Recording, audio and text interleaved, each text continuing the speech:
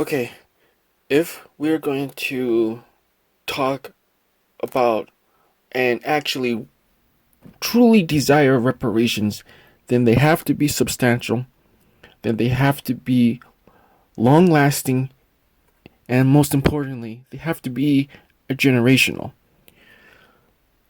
We have wealth already within our community. We have trillions of dollars, tens of trillions of dollars that are circulating in our community. We have immense amount of gold in Africa, even though the gold has been stolen by other countries, especially in modern times when it came down to uh, uh, the Western world attacking Libya and stealing their gold. Even then, there is still gold in Africa. If we're going to talk about reparations, what we need is an African federal bank. We need an African central bank. We need an African treasury. We need the ability to harness our wealth that we have. If we have an African treasury, we can be able to harness the trillions upon trillions of dollars that are circulating into our community. If we are going to ask for real reparations, we should be asking the return of all of the gold that has been stolen from the continent of Africa. We should be asking for all of it to be returned and for it to be put into the African treasury. With that, we will be able to print our own money, because it will be based upon the trillions upon trillions of dollars that is in our treasury and all of the African gold that our continent has. Like I said, we should be asking the return of all of our gold. All of it, not just some of it, all of it. Okay? You have to understand, the money, you got to look at our community the way a river or the way a waterfall is. Okay? The money is constantly circulating into our community. That's a given fact. There is already human capital in our community. There is already a political voice in our community. But what is not there is the ability to harness that power. And that way to harness that power is to have our own treasury, to have our own federal bank, to have our own African central bank. Now, you have to understand, this would have already been a reality, okay, because of Black Wall Street. There was multiple thriving African American communities back in the time. You know, despite all of the stuff that was happening to them, they still fought to strive. What goes on right now in other communities where the dollar stays in their communities for multiple days, months, and years was already happening in the African American community. Okay? The dollar circulated within Black Wall Street for multiple days in. Multiple days in. Multiple. You gotta understand what I am saying, because you gotta understand what I'm saying is to rebuild that power structure. Okay? Because if the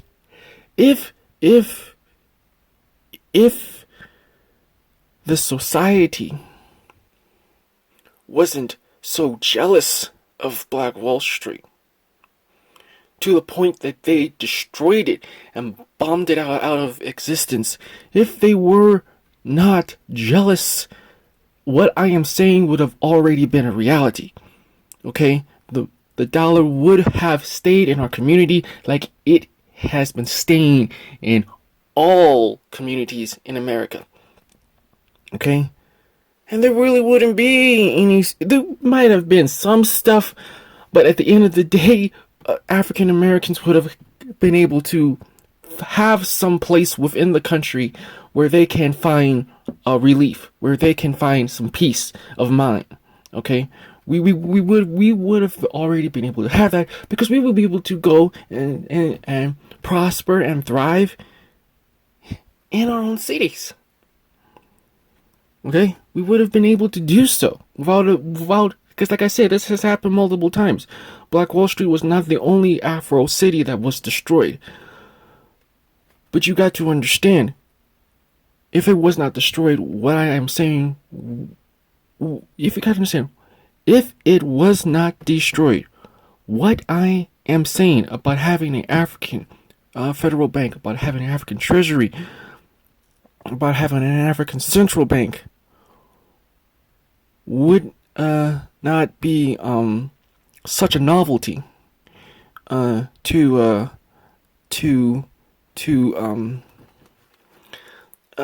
anybody that is thinking of it as, because there are some people that kind of see it and think of it as a novelty. You know, their main focus is to get the money, but they gotta understand, even if we get the money, there's no way of harnessing that. And if there's no way of harnessing that, then that money is going to end up just like all the rest of the money that is in our community.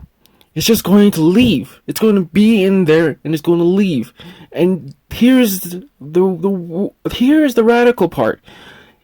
Is it really reparations when we are putting X number of trillions of dollars into other people's banks? You got to understand what we are asking for, because they are seeing it from a different angle than we are seeing it. They're seeing like, wait, if we give these people a ridiculous amount of money, 50 million people, you know, a ridiculous amount of money, trillions upon trillions upon, okay, maybe trillions, if or trillions of dollars. Let's just say it's trillions of dollars per person, okay? We have to put that money somewhere. Okay, and they're looking at this like, wait, this could be a good way to boost the economy. If we give them all this ridiculous amount of money, they're going to have to put the money somewhere. And where are they going to put that money at? They're going to put that money in other people's communities, in other people's banks. They're not going to be putting that money in their own bank. They're not going to be putting that money in their own treasury. You see what I'm saying? If we have our own federal bank, if we have our own central bank, if we have our own treasury, the treasury will be able to store all of our wealth. The federal bank will be able to disperse and dispense that wealth to the people in our community. And our banks will be there so we can deposit our money into our own banks. Overall, uplifting our community, because our banks are investing in our community. And I do not care for anybody on the outside saying, well, what about us? Because they are investing in their own communities. Okay? Europeans are building up their own cities. Okay? Chinese are building up their own cities. Everybody is building up their own cities. Okay? Period. Okay? It is us who need to build up our cities. Okay? We as a people need to build up our cities, and the only way we as a people can build up our cities is if we harness our wealth. Okay, that is what we need to do. If we can harness our wealth,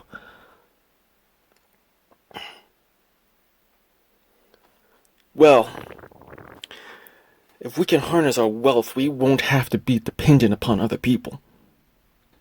It's as simple as that. If we have all of our gold in our treasury, if we have all of our money in our treasury, and if it is solid and tight and secure, we won't have to depend upon other people to look at them for jobs, to beg for them for jobs, to acknowledge our education so that we can get paid equal.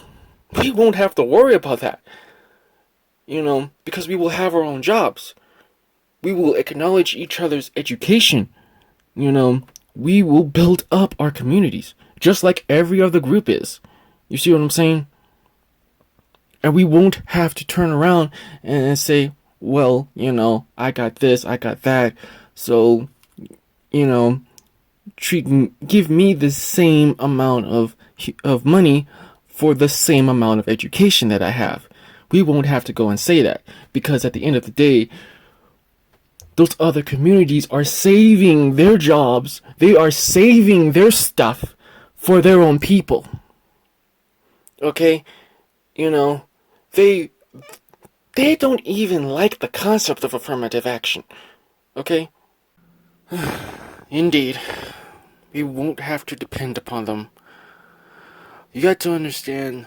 I mean, just imagine we have our own treasury, we have our own central bank, we have our own federal bank. And imagine every African American, all 50 million of us in our community, having accounts. And just like it was when it came down to Libya, Gaddafi had it to where the citizens were given, an X number of thousands upon thousands upon thousands upon thousands upon thousands of dollars. Imagine something similar to that. Imagine with that amount of wealth in our treasury, like let's say it would be easy. Once a month, everybody gets a stimulus of $100,000 easily. Easily without even trying. And we're going to be taking that money and turning it back to our community, which is going to be cycled right back to us again. Perfect. It's marvelous. You see, it's marvelous. Okay? It's marvelous. Now we have a steady stream and a steady flow of wealth. We are getting the money we need, and we're putting it back into our community, and we're getting it back again, and we're putting it back into our community, and it just keeps repeating itself. It is a Mobius loop, the Ouroboros. It's the circle. It's complete. It's no longer cut. It is complete. But yes, because you got governments over there, and they're giving small businesses, and we all know who small businesses are there. We all know what Trump meant by that. He's talking about all of those people up there in their Norman Rockwell type picturesque communities. He's talking about giving them 8 million, okay? We won't gotta worry about any of that stuff. If we want to, we can give ourselves 8 million. 8 million. You see what I'm saying? We won't have to worry. And then we take that money and put it back in our community, and we get that money back again. You see what I'm saying? We won't have to worry about it. But we have to harness the wealth that we have. We have to harness it and seize it. If we're going to be asking for reparations, those are the things that must happen. We must have an African central bank, federal bank, and a treasury. We must have all of it. All of the economic power that every country has. Every country has banks galore. Every country has federal banks and treasuries and all sorts of nuance variations of such. Okay? You got to understand, with that power, we won't have to be dependent upon other people. Okay? We can give ourselves our own money because it's our gold. Okay?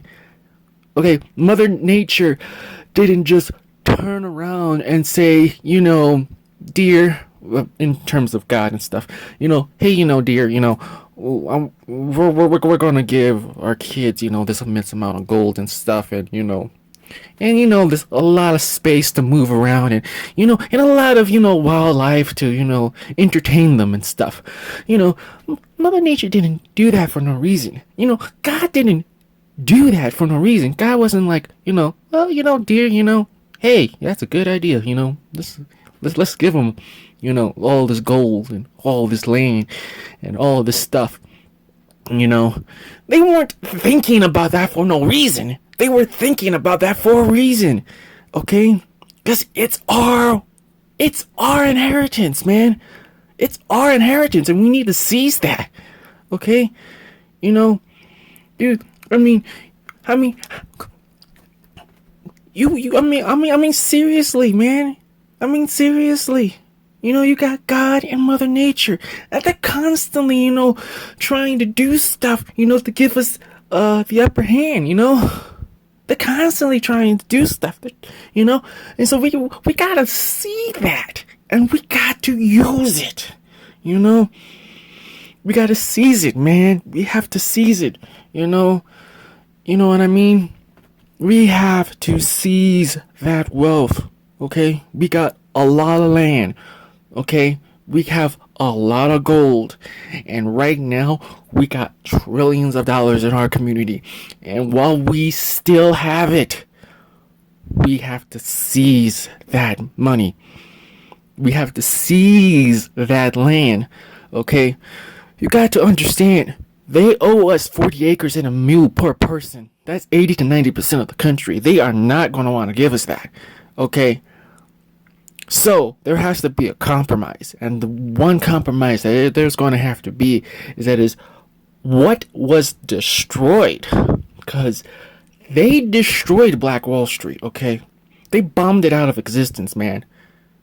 What has to happen is our economic power structure has to be restored. That is the true reparation. Because, like I said, if we still had that now, we would be a hell of a lot more further than we are right now. Okay? Because we would have had our own land. We would have had our own resources. Okay? Because that's what happens when you have such economic power. There would have been people that would have been out of their way trying to con us out of our stuff. Yes, there would have been. But even then, we could have hold on to our wealth and waited. And that would have allowed it to grow for the right opportunity and moment in time to start buying up land. Okay? What we need to do is cultivate the land that is in Africa. Okay? Because like I said, they're not going to want to give us 80 to 90% of the country. 40 acres and a mule per person. That's what we're talking about here. Okay? But we can take a African the power and the might that comes from having an African Treasury, comes from having an African central bank, that comes from having an African federal bank, that comes from harnessing our wealth in all of the banks that we could ever need, in every permutation that we could ever need. We can take that power and place it right back into Africa. It is as simple as that. We can take all of that gold and use it to build up Africa. The same exact way when the European immigrants or peasants, no offense, but still immigrants came to America, and the government gave them all of the land in the West and the Midwest. It gave them all of that land so it can grow and cultivate, and so it can provide for the European community. Because that's what, in essence, it is really doing. We can go and do the same exact thing. Concentrate our power. Because they had to first have that power. They didn't just pull the money out of the ether. They had those banks. They had that economic power. Not only that, but they had the political power as well. And like I said, we got the political power. Okay? We got the human capital. We need the economic power. Okay? And that true economic power is harnessing the wealth that we have. By having that, we can build up Africa. Because we will be able to take our wealth and our resources and take the bright minds that are in our community, and they will be able to have the liberty that they need to cultivate all of that land. Okay? Literally, they won't have to worry about making ends meet and stuff. We can start making plans right then, right there, right now for the future. We won't have to worry about playing the rat race. You know, we won't have to worry about doing anything like that just to make ends meet, just to progress just a little bit further. No, all of that's gone. No more playing no more playing any other demographics games just to survive. None of that. Right at that moment in time, we can take what we got and we can build up our own continent, and we can build it up with a passion, as much as we want, for as long as we want, because we will have everything that we need to do it. Okay? And we will be able to charge top dollar for every resource in the continent of Africa. Every resource. Every little bit of resource we will be able to charge top dollar for, which will further emphasize and progress the culture and the continent and the people throughout the diaspora as a whole. But we must harness the wealth that was given to us by God and Mother Nature. We must harness it. And we have to. That must be the forefront in all of our minds. We already got the wealth. We need to cultivate it. And the only way we cultivate it is by harnessing it. Okay? All of that gold has to be returned to us, and all of that gold has to be in our treasury. And every trillion or tens of trillions of dollars that go circulating into our community has to go into that treasury. And has, and again, the African banks, the central banks, the African federal banks, all of them must have the mandate. The first and foremost mandate is to build up the African community first. That must be their mandate. Their mandate must be first and foremost to build up the African community. And not just in America, but throughout the diaspora. All throughout the world where our people are at, the first and foremost thing must be to build them all up. Elevate them. Increase their the style of house that they have. Increase everything. Give them every bit of luxury that we can possibly think of. Build them up as much as possible throughout the diaspora. I don't care what part of the world. I don't care if there is Atlantis underneath the damn ocean. All throughout the world. That must be their first and foremost mandate. Before they do anything else, they must first complete that mandate first and foremost.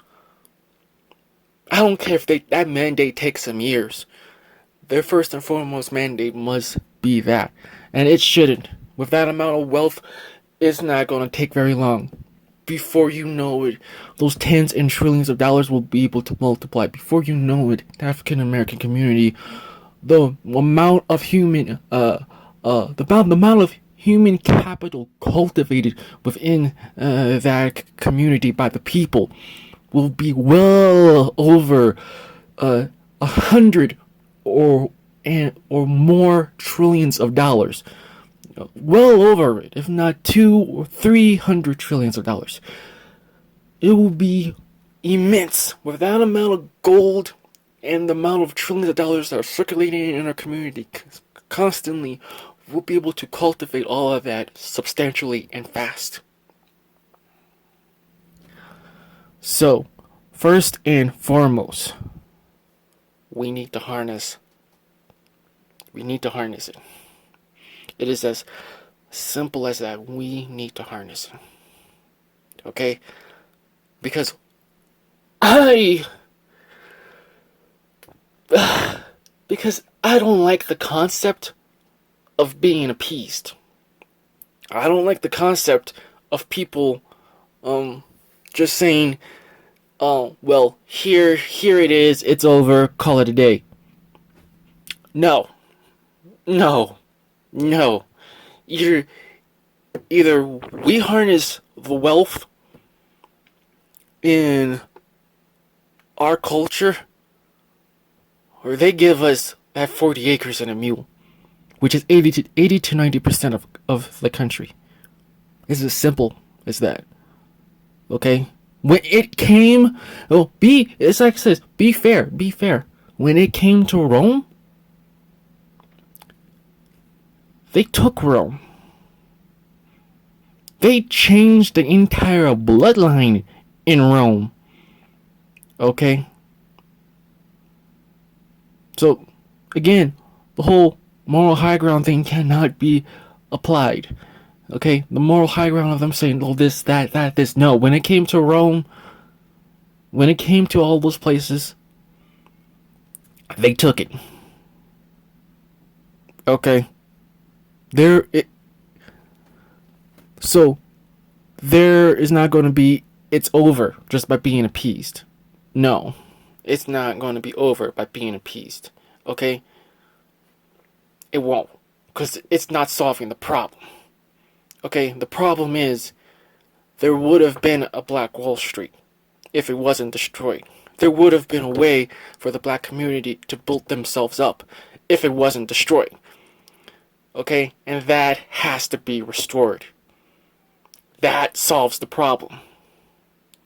Because once that is restored, the people can start to... It is as the saying goes. You know, give a man a fish, he eats for a day. Teach a man how to fish, and he eats for a lifetime. It is the same thing. It is the same thing. Okay? And in this case, we were fishing, but they cut off access to the lake. And all what we're saying is that we can still fish, so let us have access to that lake. It is as simple as that. And that is it. We get all the stuff that we need. We can print all the money we can ever want. Put as many ones and zeros in our accounts as we want. Okay? Just think about that for a second. As much or as less as we want. Because it'll be ours. It's our wealth. It's our gold. It's our trillions of dollars that is in our community. We can do with it what we want. And that is real power. Being thrown a bone, that's not power. That's an insult. And quite frankly, that's going to make the problem worse. And I prefer the problem not getting worse. Okay? Nobody wants the problem to get worse. Like I said, I prefer that it does not get worse. Okay? So, straight up, there needs to be an African federal bank, and there needs to be an African central bank, and there needs to be an African treasury. And every African American, okay, must have an account with that bank, and they must get a stimulus from that bank. Okay? So that we can turn around and invest in our community. Even if that means vetting people to make sure that they will invest in their community. Even if that means making sure. Even if that means putting a clause on it. Okay? Even if that's what it takes, then that's what it takes. But the first thing, and first and foremost, is we need to harness that wealth. Okay? And like I said, they will throw everybody a bone. And everybody will get all of that money that they're asking for. And then we'll turn around and we'll put that money in other people's banks. And that's going to make the problem worse, because then we're back where we are at square one, not having anything at all. And they have everything, and they're saying how their economy is booming, and it's because of us. That solves nothing, okay? We need to put that money somewhere, okay? Like I said, think of it as a flow of water. Think of it as a dam, okay? Right now, that money is just flowing, through our community. We need to put a dam up there and halt that flow so we can use that water for something, okay? Everybody else downstream is using that water, but we're not, because it's going out of our community too fast, and we don't have time to sit, think, reflect, and contemplate, and figure out what to do next. You know what I mean? And that's bullshit, okay? There's too many of us that are educated. There are too many of us that deserve the money, the good jobs, the whole 9 yards, and we need that wealth so we can go forwards in our lives, and so we can build up our communities, okay?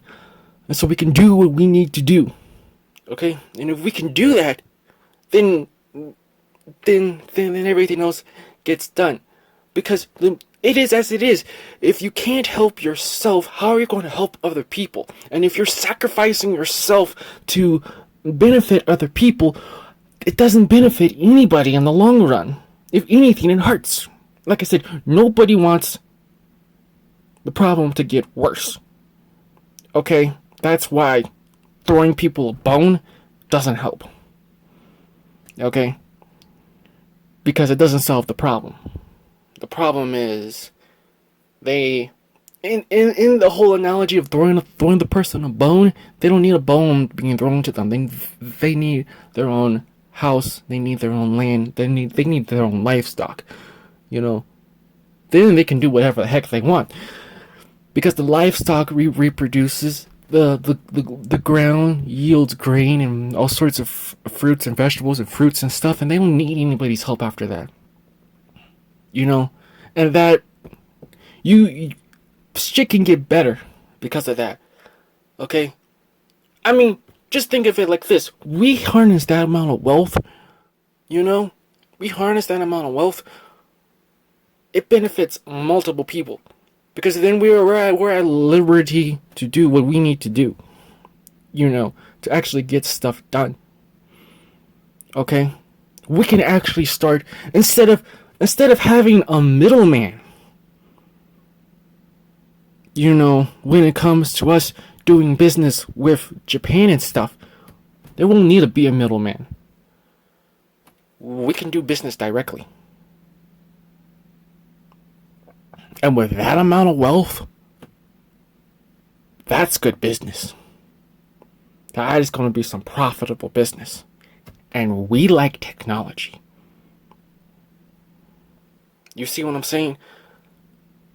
And like I said, it's perpetual. That type of business, you invest in me, I invest in you. You see what I'm saying? We can start doing what the other communities already do. Global trading. Think about that for a second. Imagine being on that level of power. That's power. Okay? F the boycotts. No more boycotts.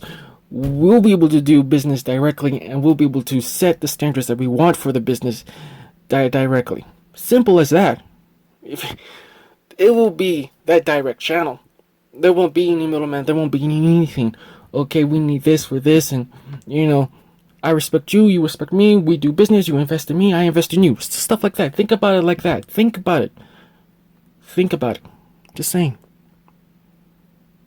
We get on that level, we can actually do something. That is the power that we need. That is the actual power that we need.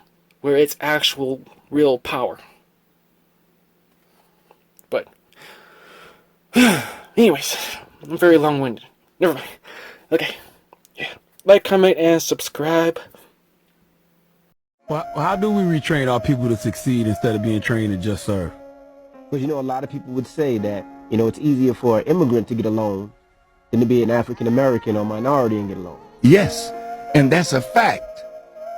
The Koreans that make their money in our community, if we had a black bank, you'll find they don't deposit anything of what they take from us into a black bank that would serve our community. They set up a bank in their own community. So the Honorable Elijah Muhammad, my teacher, called people like this bloodsuckers of the poor.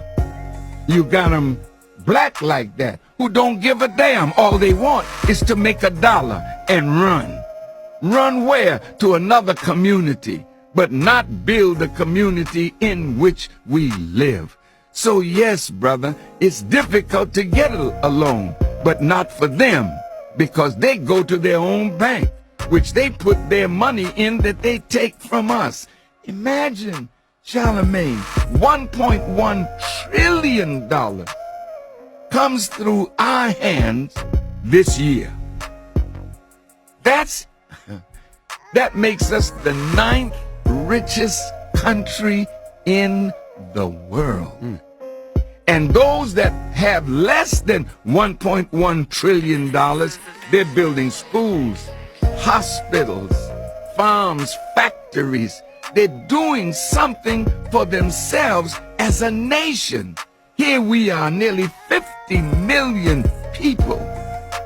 And we are here begging somebody else, can I have a job? Do you have something for me to do? Can you feed me? Will you educate me? This is the crime, the ignorance of black people. We have to erase the ignorance and get us started doing something for ourselves. And don't blame others if they don't want to give you money. Do you know that immigrants that come here that are Chinese, is a Chinese community that puts money aside. When their Chinese brother comes in the country, they here, take this, go in the black community, set up a business. Look at the number of Arabs that are now in the black community. Look at the number of Indians from the subcontinent of India owning many businesses inside the black community. The hotels, the motels where we go for a party night with our girlfriend or somebody else's wife. All of that is done in our community, but the money goes back to their communities. Look, nobody can fault us for wanting to take the money that comes in our hands and keeping it in our community. The money that comes in within 6 hours, DJ, it's gone. The money that stays in the community the longest are the Asians. Their money, when they make money, it circulates at least 30 days before it leaves their community.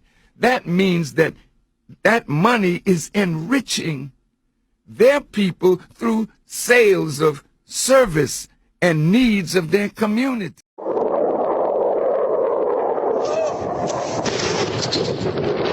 According to some, it's about protecting civilians. And our resolve is clear. The people of Libya must be protected. Others say it's about oil. The only reason they're interested with Libya is about the oil. You think we'd be in Iraq if the major export there was broccoli? But some are convinced intervention in Libya is all about currency, specifically Gaddafi's plan to introduce the gold dinar, a single African currency made from gold, a true sharing of the wealth. It's one of these things that you have to plan almost in secret, because as soon as you say you're going to change over from the dollar to something else, you're going to be targeted. There were 2 conferences on this, one in 96 and another one in the year 2000, called the World Mataba Conference, organized by Gaddafi. And everybody was interested. I think most countries in Africa were keen. Gaddafi didn't give up. In the months leading up to the military intervention, he called on African and Muslim nations to join together to create this new currency that would rival the dollar and euro. They would sell oil and other resources around the world only for gold dinars. It's an idea that would shift the economic balance of the world. Countries' wealth would depend on how much gold they have, not how many dollars they trade. And Libya has 144 tons of gold. The UK has double that, but 10 times the population. If Gaddafi had an intent to try to reprice his oil or whatever else the country was selling in the global markets and accept something else as a currency, or maybe launch a gold dinar currency, any move such as that would certainly not be welcomed by the power elite today who are responsible for controlling the world's central banks. So yes, that would certainly be something that would cause his immediate dismissal and the need for other reasons to be brought forth for removing him from power. It's happened before. In 2000, Saddam Hussein announced Iraqi oil would be traded in euros, not dollars. Sanctions and an invasion followed. Some say because the Americans were desperate to prevent OPEC from transferring oil trading in all its member countries to the euro. A gold dinar would have had serious consequences for the world financial system, but may also have empowered the people of Africa, something black activists say the US wants to avoid at all costs. The United States should welcome the self-determination of Africans. They certainly have denied self-determination to Africans inside the United States, so we're not surprised by anything that the United States would do to hinder self-determination of Africans on the continent. The UK's gold is kept here in a secure vault somewhere in the depths of the Bank of England. As in most developed countries, there's not enough to go around. But that's not the case in places like Libya and many of the Gulf states. A gold dinar would have given oil-rich African and Middle Eastern countries the power to turn around to their energy-hungry customers and say, sorry, the price has gone up and we want gold. Some say the US and its NATO allies literally couldn't afford to let that happen. Laura Emmett, RT.